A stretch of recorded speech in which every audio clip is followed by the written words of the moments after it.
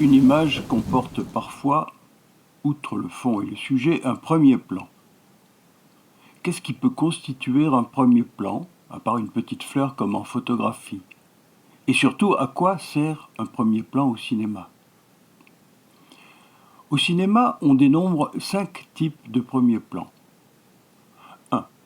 Le premier plan humain. 2. Le premier plan animal. 3. Le premier plan objet. 4. Le premier plan occupé par un écran visuel. 5. Le premier plan constitué par un encadrement. Ils sont tous très différents. Chaque cas mérite une étude séparée. Commençons par le premier plan humain. Ce n'est pas le cas le plus intéressant parce que, par nature, un visage en gros plan se trouve toujours au premier plan, sauf s'il est vu à travers un filtre comme nous le verrons plus loin. D'abord, une image bien connue. Dans la moitié droite de l'écran, 3 hommes semblent vaquer à leurs occupations. Seul l'un d'entre eux semble s'intéresser au sujet. Toute la partie gauche est occupée par le visage en gros plan du sujet. C'est lui qui est au premier plan. Son regard est visiblement dirigé vers le lointain, en un point que lui seul connaît. On devine déjà que rien ne le détournera de son but. Mais quel but? Telle est la question subtilement posée par l'usage du premier plan. Ensuite, un soldat semble tendu.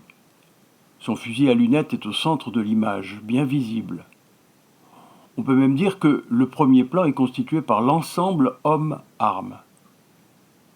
En fond, un décor ferroviaire en partie sinistré. Entre le wagon calciné et la locomotive, un homme debout, découpé sur un fond clair et caché par la motrice. Le spectateur l'a vu en premier. On devine que l'homme armé va le voir dans un instant. Que va-t-il se passer? Toute la tension de la scène résulte de la direction du regard du soldat. Le visage du sujet est au premier plan et témoigne d'une tristesse et d'une résignation renforcée par le dos tourné de la femme. Il occupe près de la moitié de l'image, renvoyé dans un coin par une diagonale. Ici, le premier plan est occupé par une jeune femme allongée sur un transat. Elle occupe à elle seule la moitié inférieure de l'image. On ne voit pas son visage qu'elle expose au soleil, mais on devine son attitude nonchalante, voire indifférente. 2 hommes la regardent, silencieux et perplexes. Un ensemble triangulaire constitué d'un homme, d'un pupitre et de 2 projecteurs constitue le premier plan. Mais qui est le sujet? La foule qui applaudit ou l'orateur? Ici, le premier plan humain est un pied prêt à glisser dans le vide. Avec un tel plan, le réalisateur est sûr de provoquer une émotion, la peur due au vertige, renforçant ainsi l'identification avec le propriétaire de ce pied. Le premier plan est un outil de manipulation.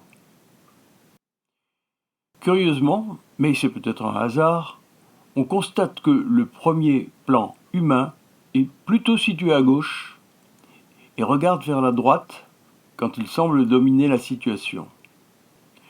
Poursuivons par le premier plan animal.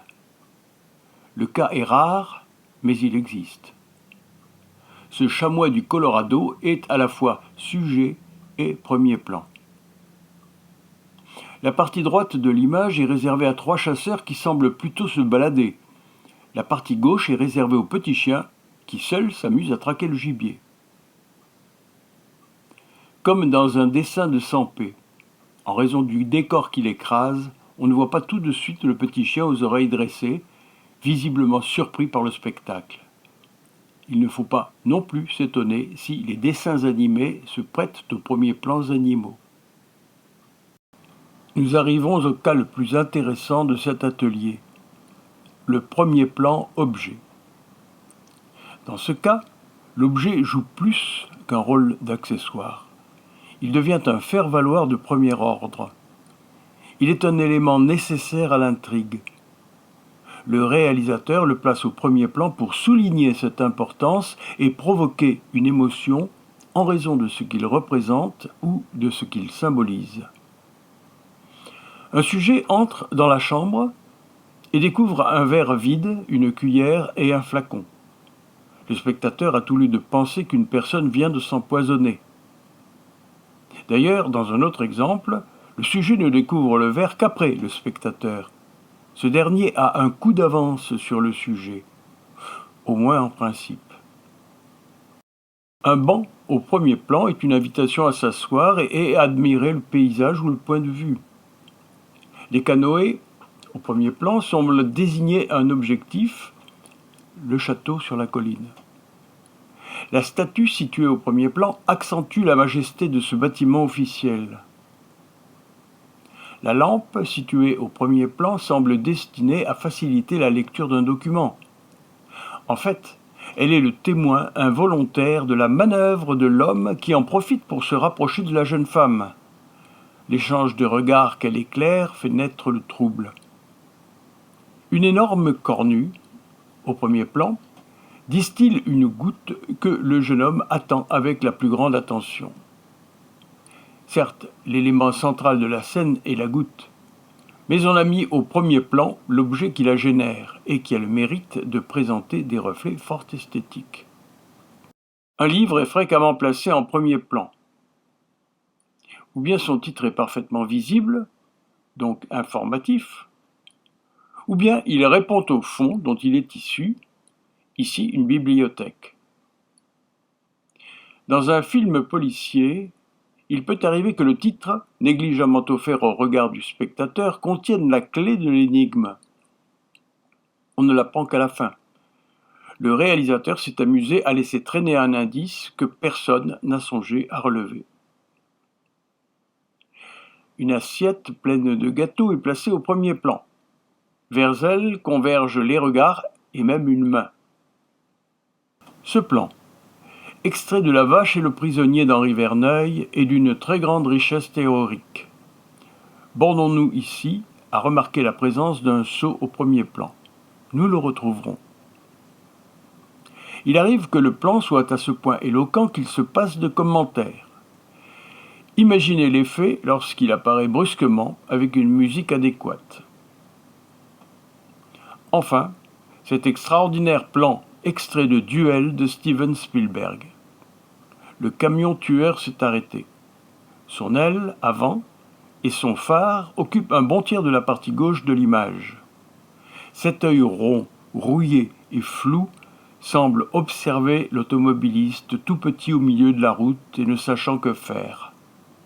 On a envie de lui crier de remonter dans sa voiture et de repartir vivement en sens inverse, mais on sait déjà que le camion sera plus rapide que lui. Il arrive souvent que le réalisateur introduise un écran visuel entre le spectateur et le sujet. Ce n'est jamais sans raison. Deux amants sont venus en voiture admirer un coucher de soleil. Le rétroviseur montre qu'ils ont mieux à faire.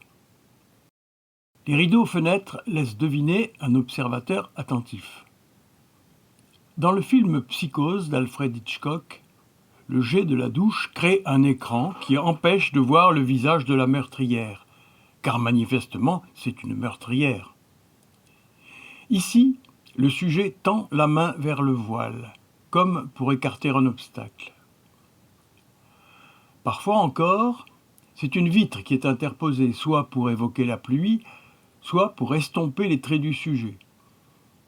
Enfin, le brouillard et la fumée peuvent être utilisés pour masquer le sujet, puis le dévoiler brusquement. Nous en arrivons au dernier type de premier plan, l'encadrement. Le plus célèbre est extrait de La prisonnière du désert de John Ford. Le sujet s'éloigne, la caméra est placée à l'intérieur de la maison, réduisant l'image à l'ouverture de la porte et de l'auvent. Tout le reste est dans l'ombre. Ce plan a été imité, notamment ici par Ingmar Bergman. Jordan Cronenweth a inventé ce plan original en plongée qui se sert d'une imposte comme encadrement. Cette idée ouvre la voie à d'autres solutions comme un judas ou un trou de serrure, voire une chatière.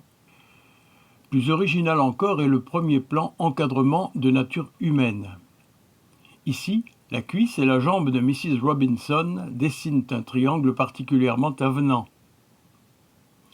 Au contraire, le triangle formé par les deux jambes d'un homme peut sembler menaçant, surtout si l'on en juge par l'attitude apeurée de la jeune femme. Ici, l'encadrement est végétal et inquiétant. On devine que ce petit chaperon rouge s'engage dans la forêt en dépit de la recommandation de sa mère. Suivent deux exemples d'encadrement plutôt original. Un trou a été creusé dans le béton ou dans la glace. La caméra est placée de l'autre côté du trou.